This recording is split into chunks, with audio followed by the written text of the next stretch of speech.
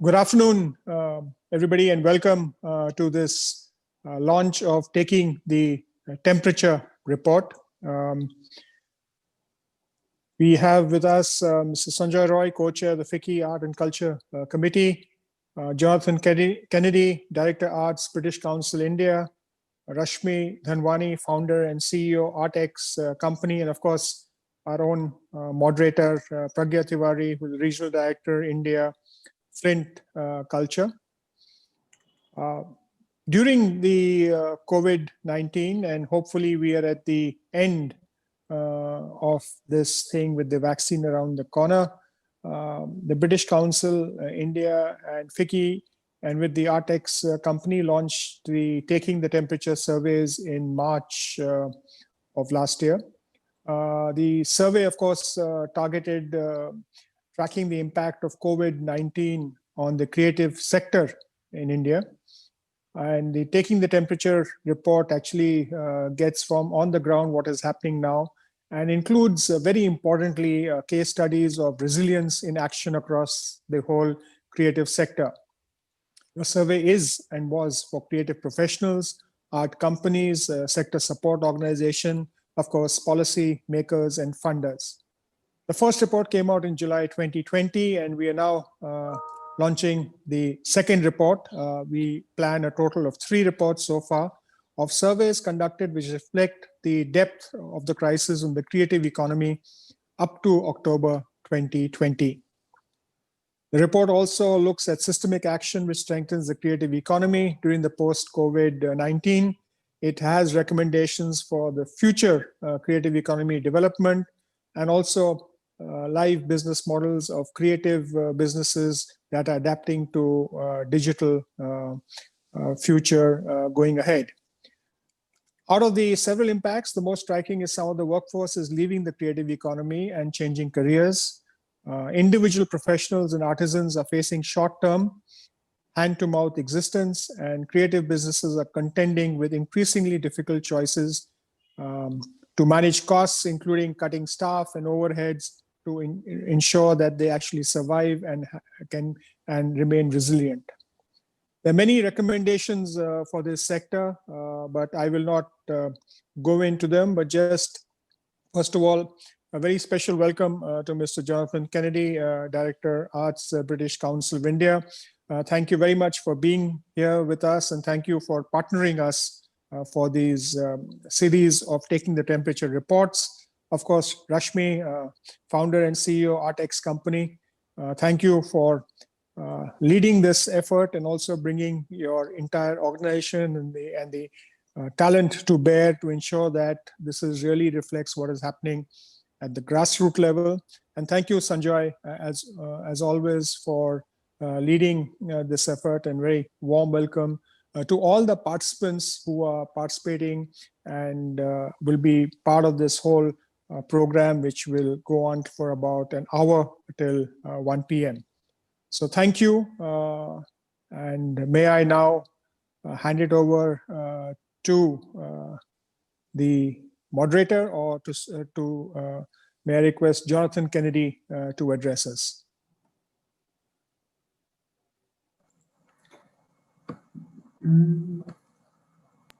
Thank you so much, sir. That set the note quite perfectly. Hello, everybody, and welcome. Like you heard Mr. Chenoy say, that we're here to discuss the Taking the Temperature report.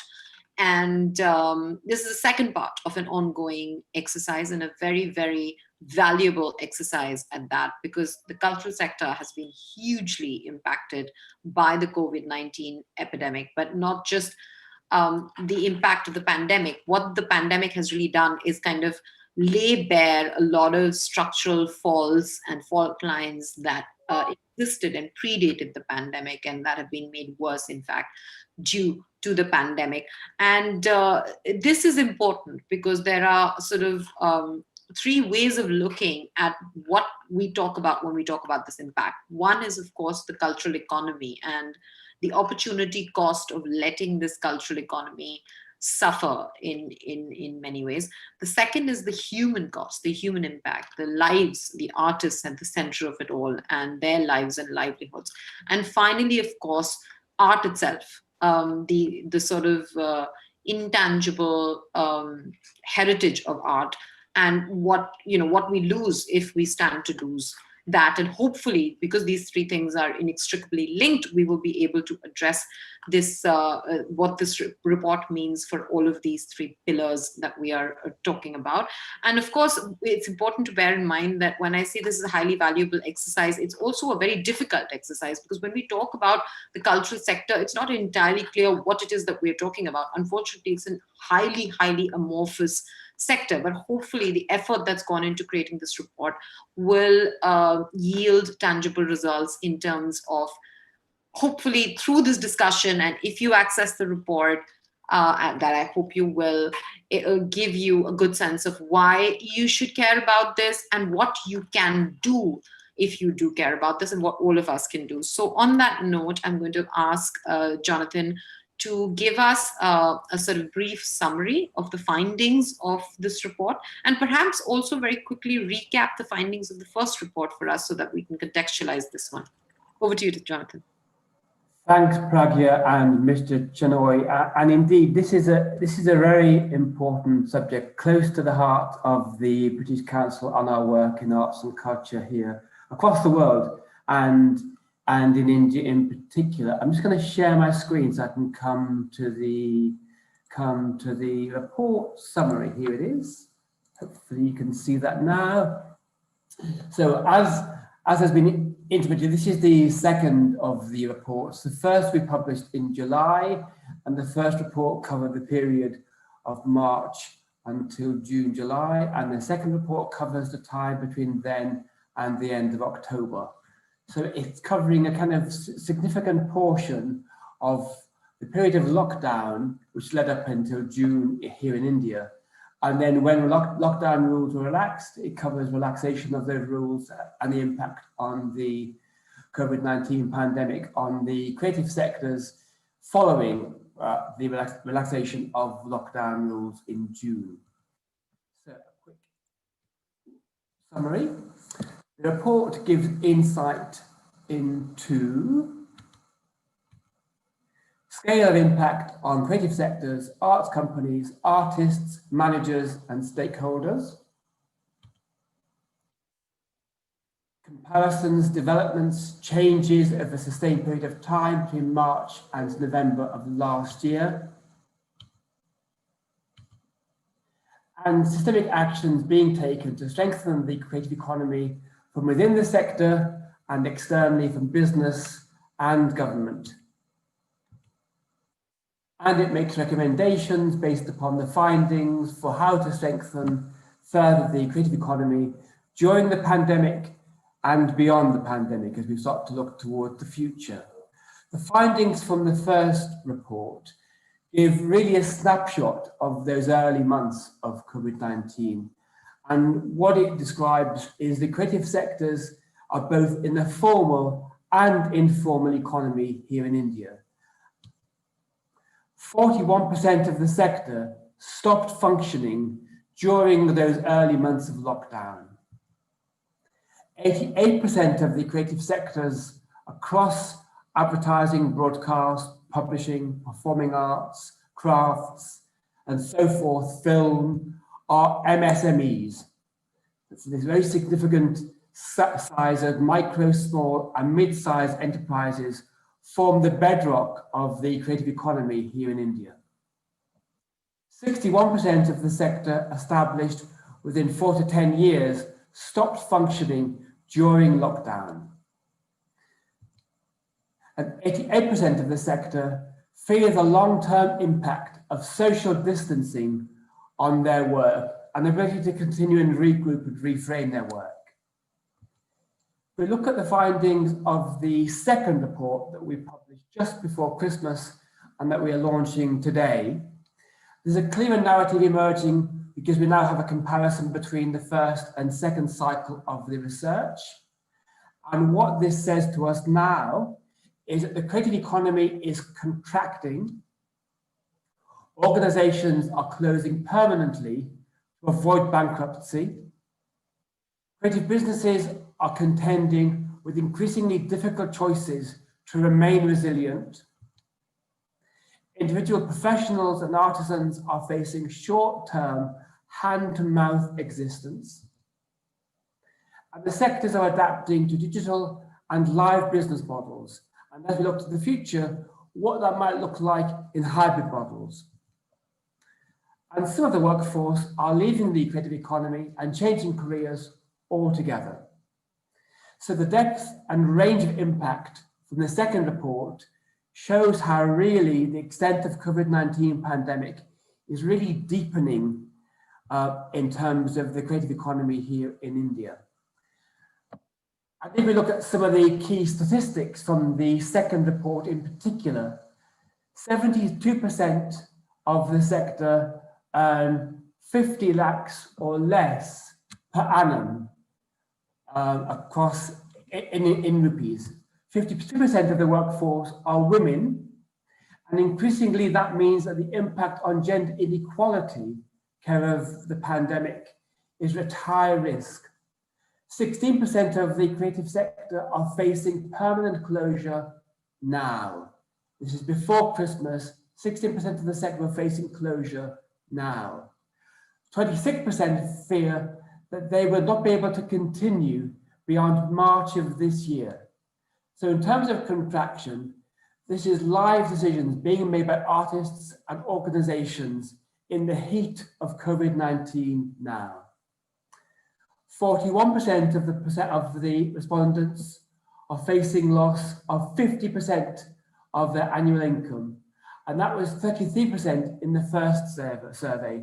So the deepening loss of income is expanding in the second quarter of this financial year. And as we look towards this coming quarter, as we're now in Q4. Measures needed to sustain the economy, the creative economy. And this is what the sector has said to us with what they would do with support, either government or corporates or banking or use of their own reserves. 34% would use cover to cover lost income, 24% to meet basic overheads, and 17% for staff-related costs to retain their staff in their workforces. 10% of the sector have moved online and online sales platforms, and that's an increase from the first survey.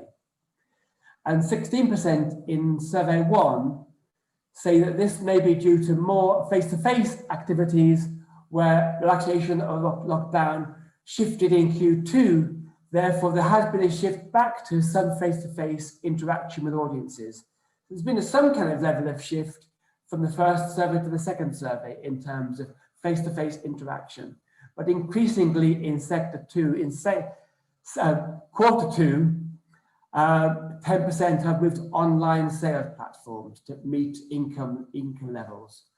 2% of the sector have been able to access loans from banks, and 1% have been able to access government grants and support from the government.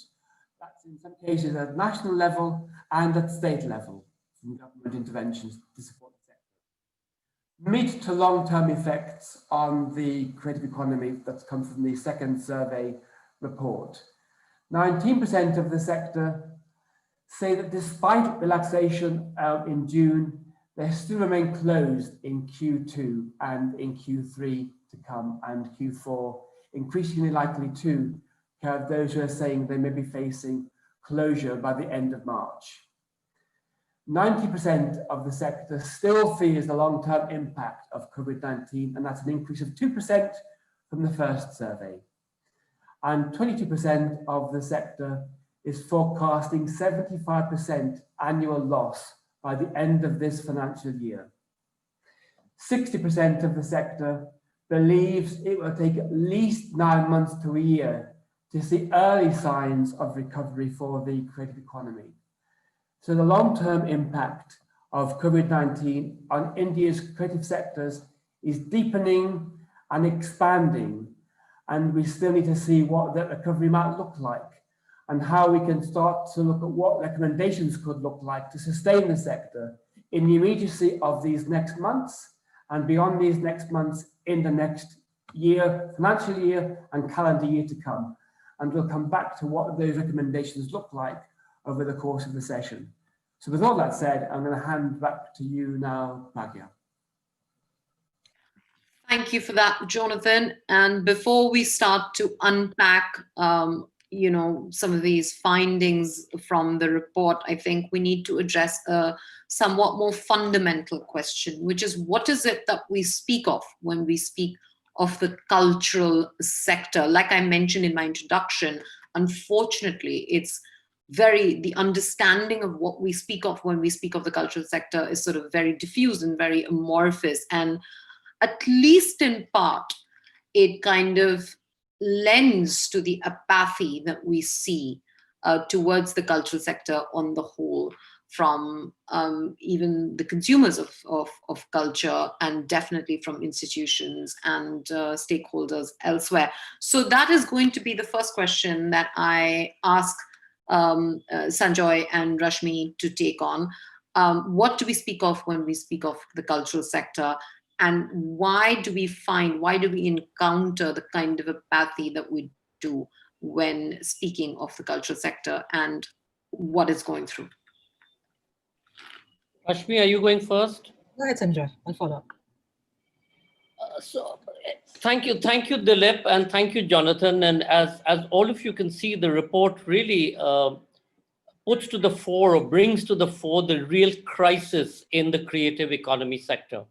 It's not just a problem, it's not just a pandemic, it's an incredible crisis of loss of income, closure, artisans and artists not being able to get food to the table, and much more. Pragya, I'm not sure whether it's about apathy, it's about ignorance. Because the creative sector, as we know, people don't get their heads around it. They think this is a bunch of people with long hair like me who are dancing or singing themselves, silly, rather than doing a real job, not realizing that the creative economy today, or the creative sector across the world, especially in India, goes everything from the ragi in the Gurdwara to the Kathak dancer, to the pandal maker, to the lighting designer, to the backstage person, to the artisan in Banaras, to the weaver, and so much more, to the person curing the skin who's going to be put onto the mridangam. So you're looking at an impact across the entire creative, design, artistic, artisanal community. And if you look at India today, and we know, we've seen the farmers' protests and so on and so forth going on, we know that what happens between the sowing season and harvest, most of the agrarian economy is also driven by the arts. They weave, they stitch, they sing, they do puppetry, they are the Manganyas, the Langas, the weavers of Falaudi, etc. And in earlier times, when there used to be a natural disaster, Pragya, what you did was you migrated from your district, which was impacted by the natural disaster, flood, drought, earthquake, whatever, to the next district. And you performed there, or you created there, or you sold there, and you sent your money back. This is the first time in our collective living history memory that you've had a lockdown that has brought everything to a standstill. So those people who think still it's about, oh, why can't you use Zoom to, do a music concert or dance? Not what it's about. It's really about the entire ecosystem. And again, Pragya, I want to end saying to you that what people forget in India, especially our planners and policy people, where the focus is on manufacturing, which I believe, that ship has long left the port, and I've said this to you many times. And for every $1 million of investment in manufacturing, you create approximately 9 jobs. And this is true of India, it's true across the world. In the creative sector, for every $1 million of investment, you create 99 jobs. And this is a sector, again, that you can really make the impact from the village, from the rural, from the semi-urban into the urban economy at the grassroots level. Because every time you create something around a heritage space or an intangible heritage, you know that the economy impacts, and you've seen that. You know, whether it's the vendor, the e-rickshaw driver taking people to that place, the nearby restaurants, the tour operators, the person selling you whatever that guidebook is, the print, the publicity, the marketing, the hotels. I mean, I can go on as I do impassioned for whoever's listening. But that is the problem. There's no understanding of this sector. It's not about apathy. And what these reports, I hope, will continue to focus on and be able to build is that knowledge base, that there is a science behind what we are putting out. This is just not numbers that have been, snatched from the sky and being thrown randomly. This is a detailed survey for the first time in 3 parts. And we've seen part 1, the impact. We're seeing part 2. And is there light in the future? No, there isn't, because there has been no policy change to be able to address the need of the moment. Therein lies the problem. That was wonderfully put, Sanjoy. As usual, whether the ignorance came first or the apathy came first is a chicken and egg question. But one thing that I would definitely like to add to what you just pointed out, and is super, super important, is that I hope that we are beginning to question the wisdom that people can just leave their villages, leave where they were born, and all migrate to the cities where jobs are going to be created. Because that was a way of thinking that was imposed by foreign institutions upon developing countries, and definitely upon India. But that model has been failing consistently. And like the mass migration when the pandemic started showed us, the importance of creating vibrant economies within villages and districts of villages is very, very, very important. And arts and culture have a great role to play in it. We will come back to this and talk in some detail. But Rashmi, the question that I wanted to pose to you was your thoughts on what leads to the apathy, ignorance, and the sort of very amorphous understanding of what the cultural sector means. And following up from there, what did that mean for you guys in terms of the challenges faced in creating a report such as this? Thank you for that, Pragya. I think that's, and thanks also Sanjay and Jonathan for setting this kind of context. I would like to speak to something that Sanjoy raised about what is included in the sector and why is it that there is this confusion that is abound about what is included in the sector. In fact, what everybody knows is that we don't have a formal culture policy. In fact, there have been various points during the last 7 decades that senior cultural, whether it's policymakers, academics, artists have argued against having a culture policy for its ability to perhaps circumvent public opinion using culture. So there has been a very real red flag that has been raised in the past, and the arm's length model has been endorsed for that reason. But just to sort of understand whatever little is managed around culture as, whether it's across 9 different central departments that we find culture being administered today, where is it all coming from?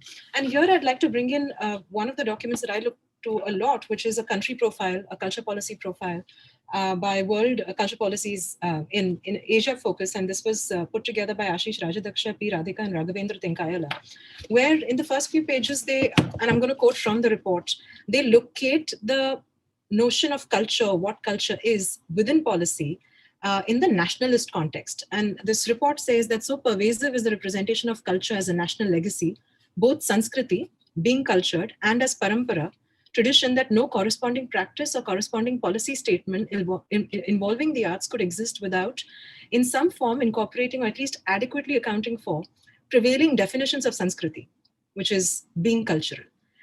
This imbalance has been incarnated into the very substance of all prevalent arts and culture policy ever since this period, well into the present.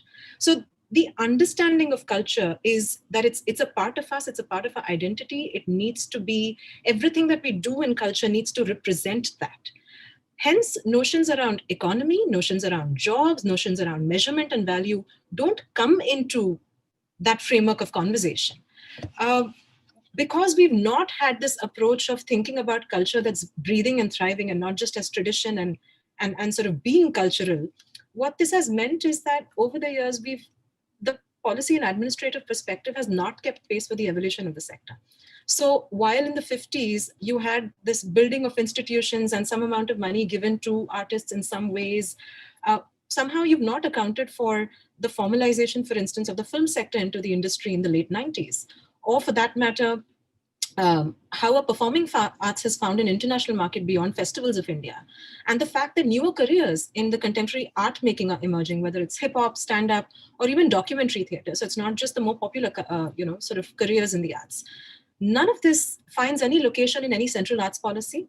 Neither is there a body formed to investigate these contemporary changes in culture making, production, distribution, and economics. What we have instead, that I was mentioning earlier, is that you have the sector across 9 different central departments. So no, it's not one organization or department that is charged with thinking about where and how is this entire ecosystem evolving. Moreover, discussions about the structural issues, it doesn't even find space in academic dialogues. So this report was brought out in 2014, if I'm not mistaken, or 13. It was supposed to have been, there was supposed to have been a revised version, but it yet hasn't been brought out. Also, this was not by the government, it was by independent cultural regional organizations. If there are any theoretical investigations that do happen, they are nascent. What this lends to is that there is neither an understanding of the sector or its evolution, and neither is there a critical dialogue around the needs and movements of what is going on here. The value that it brings to the country, and generally, as you were mentioning, how it sort of helps us understand who we are as human beings. So when you talk about the word amorphous, which literally means that anything that's amorphous has no definite shape, form, or structure, I think it could be said so for the culture sector. It's not understood to have a shape. Everything seems to be included in it. Nobody really has a sense of what the structure looks like. We even tend to borrow from global terminology such as creative industries, which exist on a UNESCO level. It exists across the globe, but we haven't found too much critical conversation of some of the alignment of these terms to our realities and the implications of its use. So who are we? Why are we? How are we contributing to this kind of definition of who we are? More importantly, there is absolutely no data. There is no comprehensive study done to understand who is a part of the sector, what is a part of the sector, what's the value they bring to us as a society, culture, and economy, and even humanity.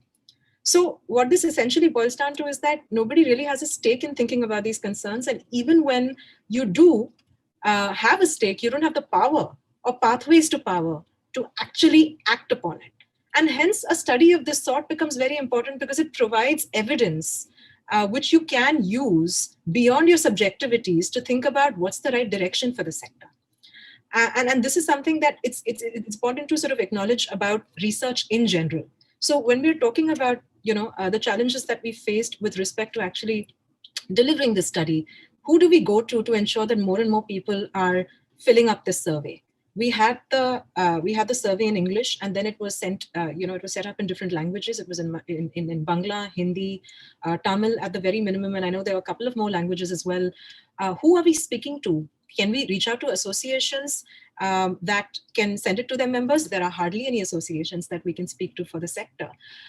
We did tie up with a bunch of other organizations, who we will acknowledge at the end of the session, but the craft sector, the design sector, the Association of Design of India, a bunch of other organizations that have supported us. But these are, again, independent associations. Where are the central agencies that we can go to say, listen, let's get more and more data and evidence?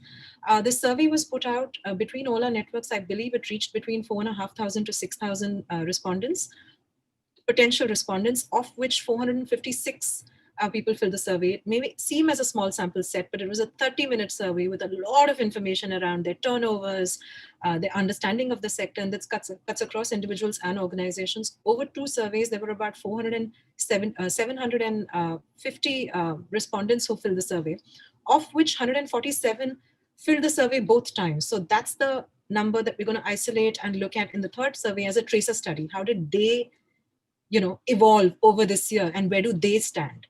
So in speaking of the challenges around this survey, we intended to measure the entire populace as much as possible for all of the respondents. That we were not able to do across survey 1 and survey 2, just because of the kind of response we got across various languages over these 2 editions. But what it definitely speaks of is that we have about 10% of the survey response rate. The national average in India, when we speak of market research, tends to be around 3 to 5%. So we're anyways higher than general average of online survey response rates. In addition, this was a 30-minute survey, so it took a lot of time off someone to come and fill this information and give us their valuable insights. So in that respect, I can say that we have a confidence rate of 95%, giving validity and assurance to the total quantitative research findings with respect to this survey. And finally, I think we also looked at a lot of secondary data collection and analysis, which you'll find at the end of the report, which speaks to the backdrop of the context prevailing in the culture sector. For instance, how badly has the festival sector been impacted? Because as you know, over the last 10, 15 years, a lot of the economy has moved towards creating events and festivals and experiences. And those were the first to have been cut down. So what has it meant for that part of the creative economy? I think that's pretty much where we are. And we're just looking to more and more partner organizations to help us get the word out for this survey, the report, as well as the next one. Thank you for that overview, Rashmi. And for those of you who might be interested to get in a little bit more into the detail where the methodology of the survey is concerned, please do read the report. And as you do, it's a detailed report, more of it will become evident. But I'd like to, in the interest of time now, move on to really what I think is the meat of this conversation, which is trying to understand what these findings mean for us and unpack some of the challenges that lie ahead, as well as solutions. And in that regard, the first thing I'd really like to talk about is take forward what Sanjay was talking about. You know, when we think of the cultural sector as just a bunch of artists or musicians or whatever, but we often fail to see the synapses that they have with the society and the economy on the whole. So when a cultural sector suffers, there's also an opportunity cost of what the creative economy could have yielded, not just for the people who are at the center of it all, not just for the future of arts, heritage, Sanskriti, you know, those names that those terms that we so bandy about, but also for the economy on the whole. But whenever one is talking about the opportunity cost of anything, it's best to kind of, before going into what is, talk of or get a sense of what could be. And for that, I would really like to ask Jonathan to join us again and give us a UK perspective. In many ways, we're similar countries. In many ways, we're very, very different countries. But it would be interesting to kind of get a sense of how the UK has been approaching and what it might have gotten right, and where there's room for improvement when it comes to their approach of dealing with the creative economy. Very good question. And absolutely, whilst there are parallels, there are also very significant differences. Of course, scale is the predominant difference in terms of India and the UK. If we know that there are 200 million artisans living and working as craftspeople in India, well, that's almost 3 times the population of the UK entirely. So there are scale differences. But I guess where perhaps the UK government is sort of simpler structurally is because there is one government department in the UK which covers all of the creative sectors, which is the Department for Culture, Media and Sport, which is therefore a simpler structure in terms of policy making and decision making. And back in the late 1990s, when the department was being founded, they set about actually segmenting what was meant and understood by the creative economy. So advertising, broadcast, publishing, galleries and visual arts, they were all split up into different categories. So there are 11 categories which segment the economy in the UK, which means that it's also understood in terms of not just the artistic value, which is of course predominant, but also the value to the GDP of the country, and how the UK acts as a magnet for visitors, for tourists, and internal cultural tourism as destinations in their own rights, whether that's going to a theatre, going to a festival, going to a gallery. It understands the ecosystem because it's been mapping the sector for nearly 20 plus years now. And how that also functions is it's also embedded in the tax system. So when we have the complexity of the informal and the formal economy in India, the creative economy in the UK is part of essentially the formal economy. So income tax, VAT, corporation tax is all coded as part of the creative economy. So the Treasury knows what is generated for the Treasury by every pound spent by investment into Arts Council England, Arts Council Northern Ireland, Arts Council Wales, Creative Scotland. So when the arm's length principle that Rashmi has referenced in terms of taxpayers' money being invested back into the creative economy through those arm's length organizations, it also knows what those organizations generate back in terms of the exchequer. So when last summer, in the early months of COVID-19, the government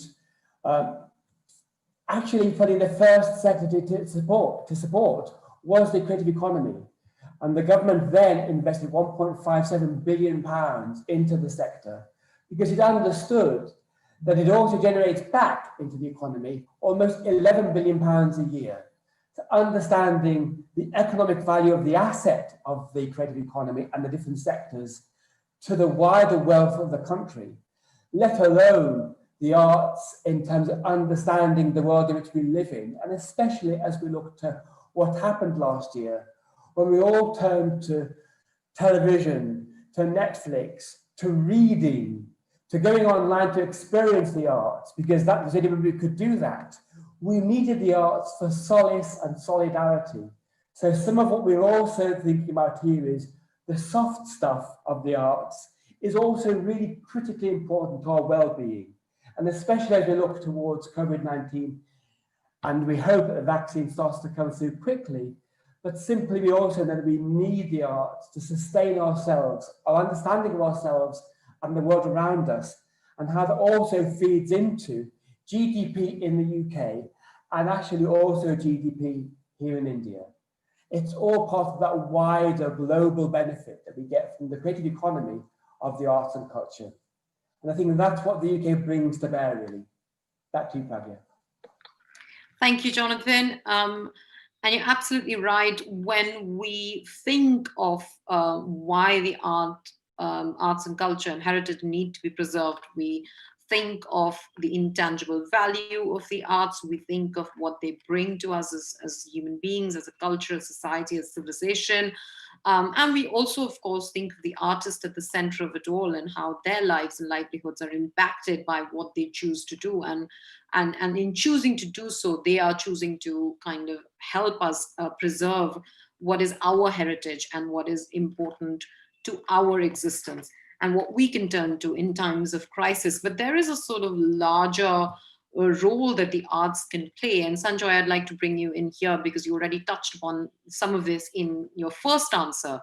But what might be some of the lessons that we can take from the UK in terms of developing a sort of robust creative economy? What might be some of the homegrown solutions that we can look at? And what are the big missing pieces that we are confronted with in terms of translating all of this and executing all of this? It starts with what Jonathan said, Pragya. I mean, if we are able to build a case that this is a contribution to GDP and the local economy, and be able to map it, immediately you've got the basic structure in place. Then you can't say that, oh, this is not a sector, this doesn't contribute to jobs, doesn't create any money back into the system, etc. The beauty of this across Europe and most of the developed world, as well as countries like Singapore, etc., is they've been able to map it. And they've been able to map it to the last pound which is coming into the sector. I think the biggest challenge that we face going forward is kickstarting demand, but I'll come to that in a second. When you're talking about gaps, yes, the national education policy today has set into place certain possibilities of the potential of why the arts is important. But I want to go beyond that and say that today, if you look at, say, something like design is then sort of looked at, oh, you want to do design, you go to NID or go to NIFT or do one of the Pearl Academy or one of these fancy institutions post graduation or post your school. I'm saying that we have to inculcate stuff like design and aesthetics and the arts from KG. Because what does it do? What does the arts do? It does two or three things. One, it allows you to look at the same truth from different points of view. And as we've seen today, that it is very important for us to realize that a truth can coexist with other perspectives of that truth without it being your way or the highway. So that's one. The second thing, when you're looking at design, it's not just about creating a phone or a laptop, but it's about the back end of the Zoom. It's about the process design of management, of innovation. And if we do not focus on innovation today, we will die as an economy. Today, we have three advantages in India. You have language, meaning an access to English and all of the 27 other Indian languages. You have access to an age-old culture. From a cradle to grave, we sing and dance our way. We have our stories. We know our place, meaning we understand place, context, and the content that stories provide us. So we're not a lost generation. We then have this entire vibrant existing diversity, whether it's in the artisanal space, the artisans, or in the creative space. We don't use subsidy per se to be able to go to learn our Bharatnatyam or our Kathak or our classical violin or learn how to weave or stitch or even to throw the simple clay pot or the diya on the wheel. But all of these things need to be valued. Now, when you're throwing that clay diya, which we buy at 2 rupees or 5 rupees or 10 rupees today, you and me, if we were trying to throw a piece of clay on a potter's wheel, it would amount to nothing. But it takes that 7 years to be able to do that even basic thing. So how do you value that?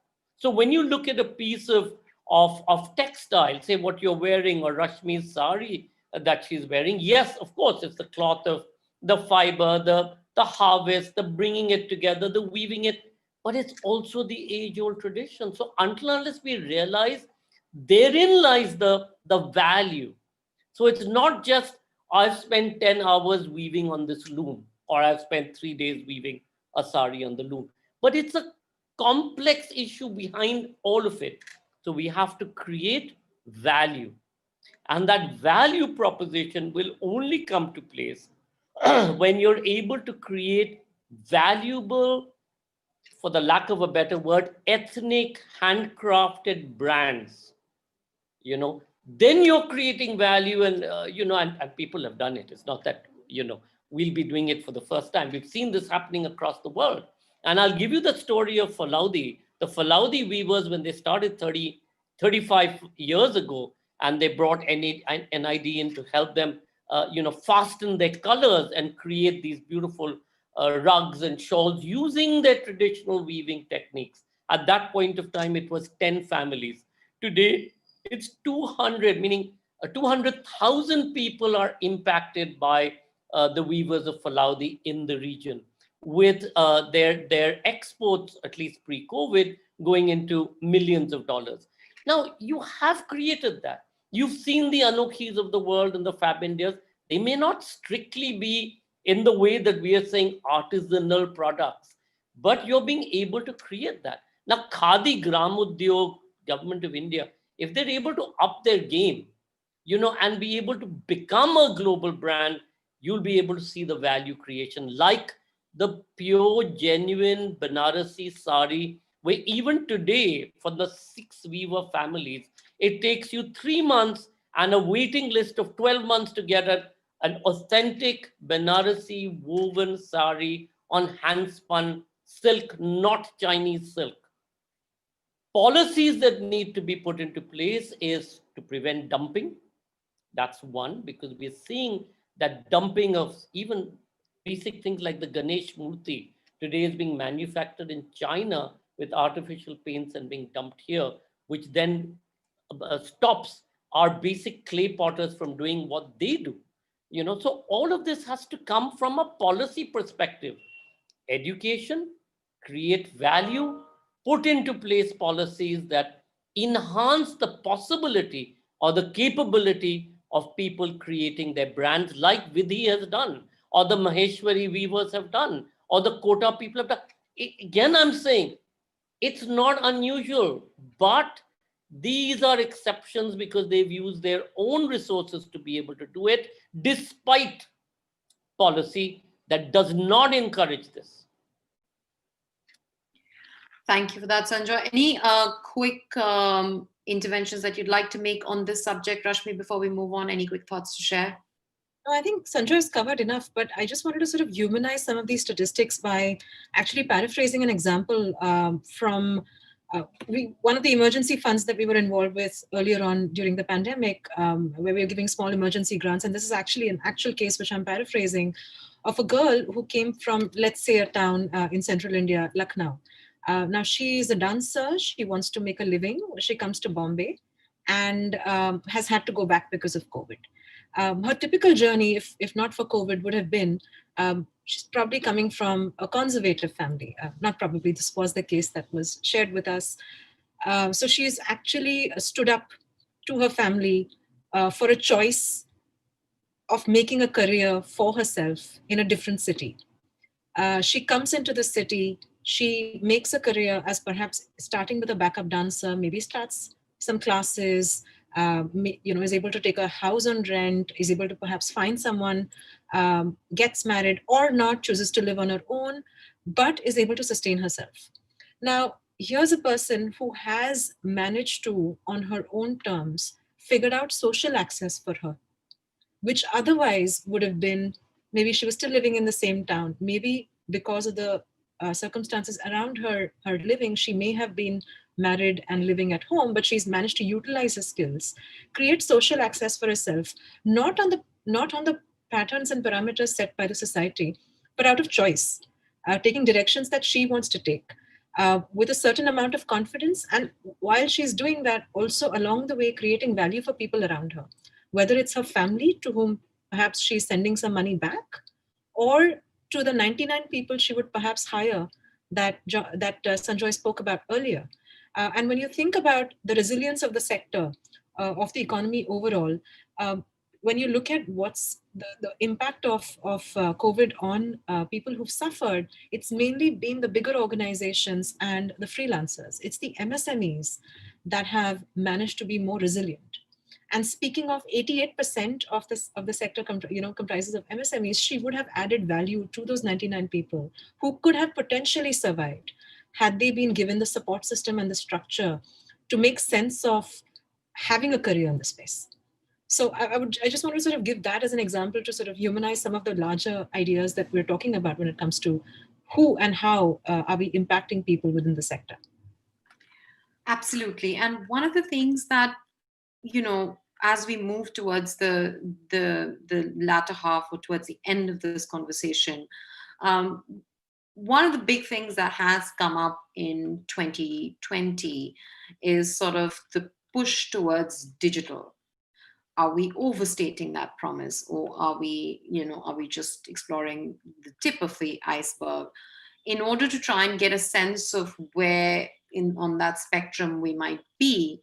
I'm going to ask you guys four sort of sub questions and try and get a sense of where you feel we are at. So the first question in here would be that this sort of pivoting to digital that we've seen or we've been talking about, where it has happened, do you see it as a sort of a stopgap measure, a sort of reactionary, a short-term solution?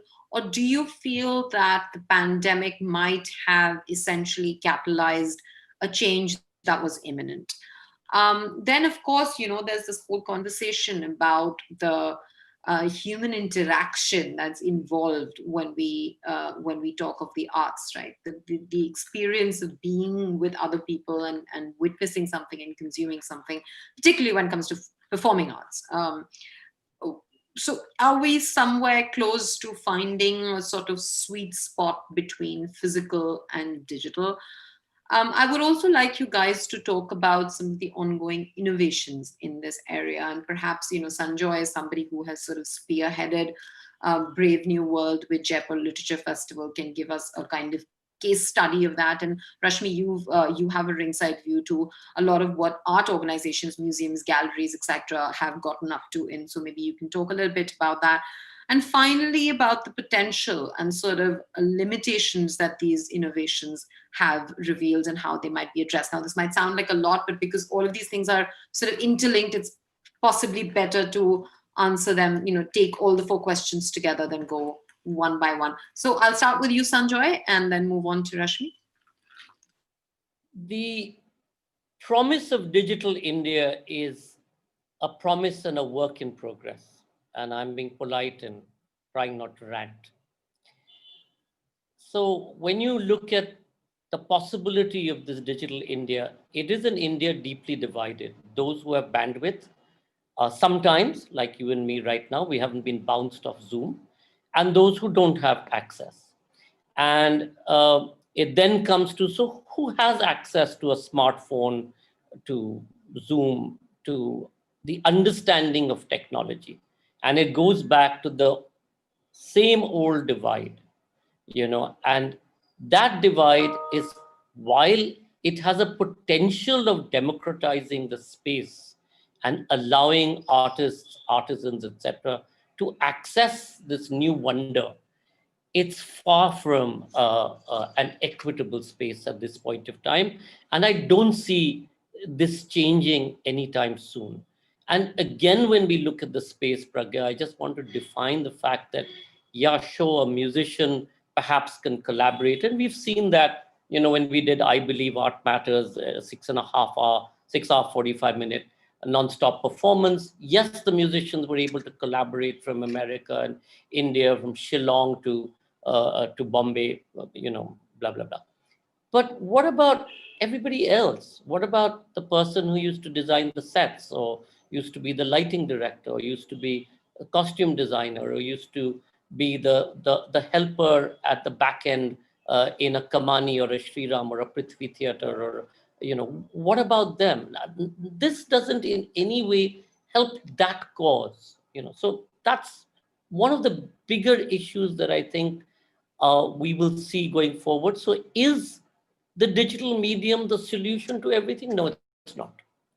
Has it made a difference and leapfrogged us because of the pandemic? Absolutely, 250%. And we've seen it certainly at Teamwork, and we've been able to make that leap of faith, which we wouldn't have done should the physical entity have continued. Because we all know that when we meet physically, even as a meeting, we tend to get far more accomplished. Why? Because there's also an exchange of energy. What Zoom doesn't allow you to do is to observe whether you've had a good day, bad day, the context in from where you're coming. And because it's such an abrupt ending, it doesn't allow, as Rashmi said a little while, it doesn't allow the humanizing factor involved. And when it comes to the performing arts, if we just restrict it right now for a second to that, what is the performing? I mean, you have film, you have television, you have OTT, you have all of these people, you have all the shows in the world going on. So what is the difference? The difference is the exchange of energy. And the energy that you exchange when you're live on stage is very different from this energy in this box format. It's completely different. And we've seen that. And, yes, we've tried, and, music is easier than dance and theater. Theater is really difficult. Dance is equally difficult, because how do you focus? What do you focus on? The eye movement, or in the Indian classical dance context, and the eye movement, the hand movement, the foot movement, all three, in which case you'll be so small on your phone screen being beamed out. So, there are all of these problems. In terms of what we've been able to do, it's an exception, Pragya. I don't think this is the norm. I mean, we were very quickly, immediately after the lockdown, because I I saw some stuff and I said, guys, we have to get online. And one of the reasons we did that was that we realized that every condominium was becoming a republic of its own. Every gated community was seeding from the rest of its neighborhood. And I said, if we have to track, see something in today's day, why has the COVID vaccine been developed in such a short period of time? Good, bad, ugly, efficacy, all of that apart. Because there's been a constant sharing of knowledge and information across. It's one of the biggest phenomena that's not been talked about. The way scientists have shared information and helped each other get to the next stage. And that can only happen if you allow for a free flow of knowledge and information. And that was our only motivation in setting up JLF's Brave New World. Everything followed. I mean, Art Matters followed because I was in a room in a task force where I was asked, so why do artists need money and why don't you tell them to donate to whatever fund it was? And I'm like, I don't think you guys get what this system is. And thereafter we realized that the artists needed a platform to perform, they needed money, and we started evolving that space and getting to where it is. And yes, we were able to raise money, so there is money that you can make through the broadcast. The myth that it's not possible to make money off the broadcast is not true. I mean, it is a myth. It depends on how you create the product. And yes, again, for every 100 rupees we used to raise for an event that we were doing or a festival we were doing on the ground, today we raise 8 rupees for what you do online. There is a differential, but you are being able to create products, and it's only time. It's like when we went from the print media, when print media disappeared, because people realized that, yes, the newspaper may be in print, but you're getting far more eyeballs when you're advertising specifically, say, on Facebook or Twitter or Instagram or whatever.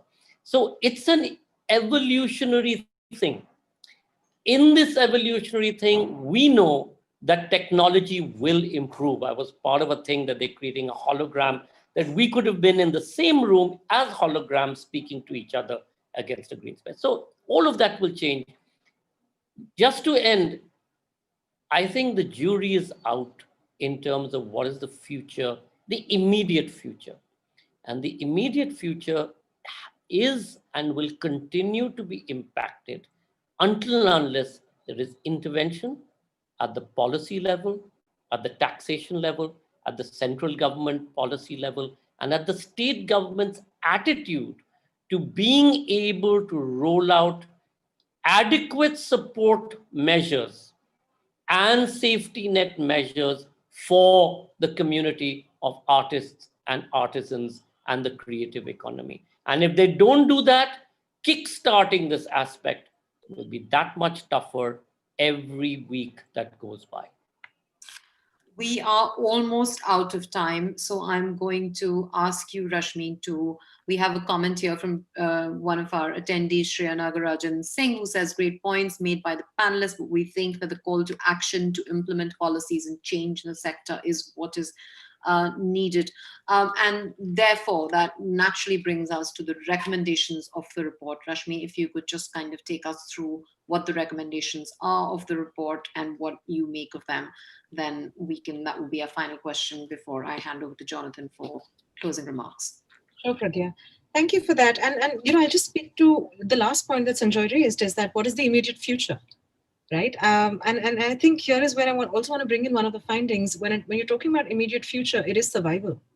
We're talking about a sector that is currently living a hand-to-mouth existence, and they are leaving the sector.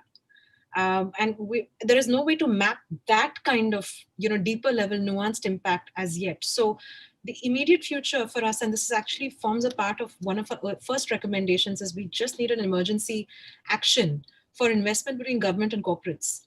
And how can we do that? What does it speak to? It doesn't speak to creating new policies, new frameworks at this stage. It's just to begin with just addressing the core problem, which is people need money to get food and get shelter. And how can we look at microgrants to ensure that these microgrants reach the right people so that they're able to at least extend their runway over the next few months until they figure out what directions we want to take, and until some of the advocacy that we're doing around doing something about the dismal situation that we find ourselves in picks up movement. So the first action that we've recommended as a recommendation is how can we look at investment between government and corporates. If you have existing funding within the Ministry of Culture, within the zonal cultural centers, how can those grants be dispersed immediately, sooner rather than later? How is it that we can ensure that there's a mandate within the CSR funding plan for the arts, and that continues, that it doesn't move to other areas, because this is equally important. The second area that we had made a recommendation in is just strengthening of the creative economy for India's international competitive advantage. So here we had recommended that we need to look at, to begin with, from a recovery, social and economic recovery perspective, to not have the cultural sector not be a part of it is a problem. So when you're talking about recovery in the manufacturing sector, in jobs, in education, the creative sector has to be a part of that. So to include our voices in that larger dialogue, in the larger economic recovery plan would be key. Secure and strengthen the creative economy for the long term. So if you've got existing festival schemes, how can you pivot them to create digital festivals so that at least for the next year or so, the artists are able to do some amount of work online and get some amount of funding to even have the room to innovate and make mistakes if they have to. In adversity lies opportunity. So if there is an opportunity here, let the artists' organizations figure out where those opportunities lie. And existing funds can be used in that direction, as opposed to saying, oh, we can't do live events, so we're going to hold on to this fund, the budget allocation that we have at the moment. And I think the main thing is also looking at existing policies that we have. So if you've got a smart city policy, how is it that we're allowing the smart city policy to have socially distanced performing spaces in public spaces? How are we looking at, involving this community in existing policy work that you're doing either before the pandemic or, just after right now? Where is the space for our work within these larger conversations? And finally, how do we establish the creative economy networks of artists, artisans, and cultural organizations? Because we know that there is no one central space that we can go to make our voices heard, to do the research that we want to. So how do we create a network of associations that is able to then speak to the power that be for collective advocacy, where we can pool resources for mutual support so that everybody's not reinventing the wheel at the same time?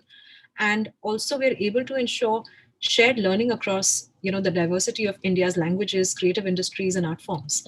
At the end, I do want to speak to Pragya, your previous question about digital, and speak about what that means for us collectively, right?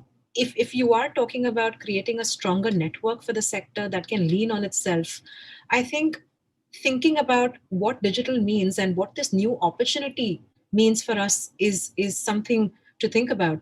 One of the workshops that we were running late last year, was on cultural management in the digital age.